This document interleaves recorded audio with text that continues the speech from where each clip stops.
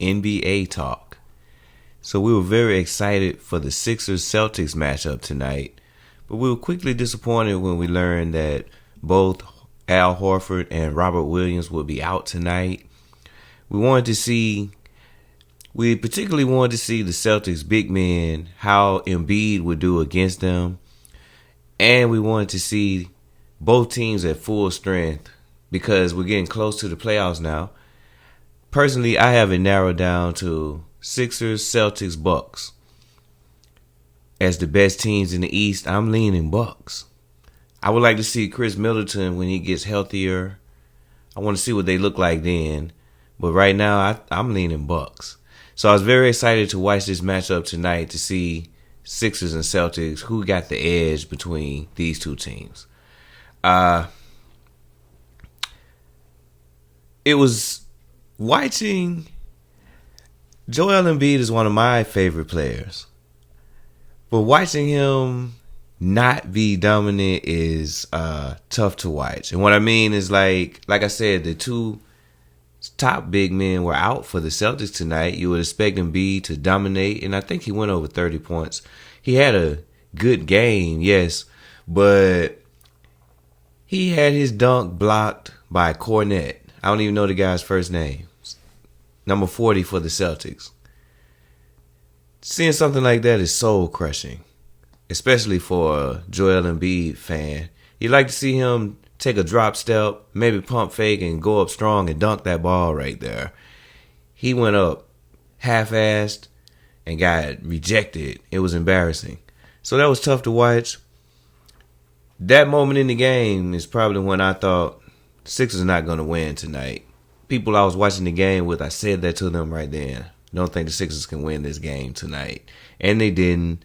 I thought, and they didn't take, the Sixers failed to take advantage of Jason Tatum having a poor game. He only scored 12 points. This was his season low tonight. But I thought he was very, very effective in the fourth quarter in the clutch time. In particular, he drove by Tobias Harris one time so quick. He left Tobias Harris like standing in concrete. He just drove by him and scored over Embiid. And that was kind of the nail in the coffin score down the stretch in the fourth quarter, I thought. So, Celtics really impressed me tonight. It was a team effort. A lot of guys played well. It was tough to watch Embiid be defended by Grant Williams. That was tough to watch. I mean, you want to see Embiid just back a guy like this, a guy of Grant Williams' size. You want to see Embiid just back him down and score on him easily. It was frustrating, as you can see. I was frustrated watching that, and Celtics impressed me. Good game by the Celtics. So these teams play each other a couple more times this season, so that's great. We'll get to evaluate them further. The next game I had a particular interest in tonight was the Mavericks versus the Clippers. Really wanted to see Kyrie's debut. Something I was watching for in particular was how, of course, we want to see how Kyrie is going to play with his new teammates. But in particular, I was watching how would Kyrie dominate the ball? Would he play off the ball? And I appreciated the way he played off the ball tonight. I thought he did not dominate the ball. A lot of times I would see Mavericks would get the defensive rebound or an inbounds pass, and Kyrie did not demand the ball. He shared the ball. I saw Hardaway bring it up. Saw a lot of guys bring it up tonight. And that's what I was looking for. I was glad to see that, because I think Luka is going to dominate the ball as usual when he's healthy. He should be back for the next game, or he shouldn't miss more than one more game. And I expect him to be his regular self and dominate the ball, and Kyrie to play off of him. I thought that when Kyrie was in Brooklyn with James Harden, seeing that James Harden played the point guard most of the time, and Kyrie was the two, and he played that very well. He was a very high scorer, very efficient, didn't miss a lot of shots. I'm expecting to see that with Luka. I was very impressed to see the Mavericks get this win tonight over the Clippers, as I think the Clippers are one of the better teams in the West. You don't hear that much on the analyst shows that I watch, but I think the Clippers are I mean, when you got Kawhi and Paul George, when they get going, that's a tough combination to stop. That's a tough duo to stop. So I was very impressed to see Kyrie and the Mavericks get this victory tonight. I thought the Mavericks went deep into their bench, too. I was very impressed to see guys like Theo Pinson play big minutes. He scored big points down the stretch. There's a couple of other guys, we want to say, role players that were in the game, like number 23, Mitchell. I'm not very familiar with him, and he played some big minutes tonight. I was very impressed with the Mavericks. I'm looking at them right now. That's why I rattled off number 23. But I'm very impressed with them to get that victory tonight, and excited about moving forward with them. So the other big thing happened today.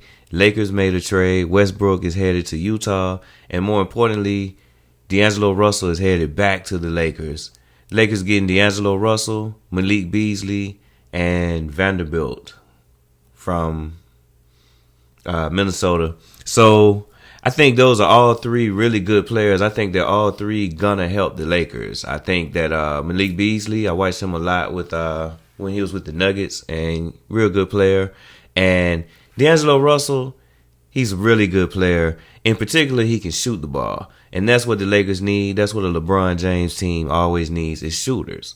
So I think D'Angelo Russell is going to go right into starting right away. And I'm expecting the Lakers to be a big improvement.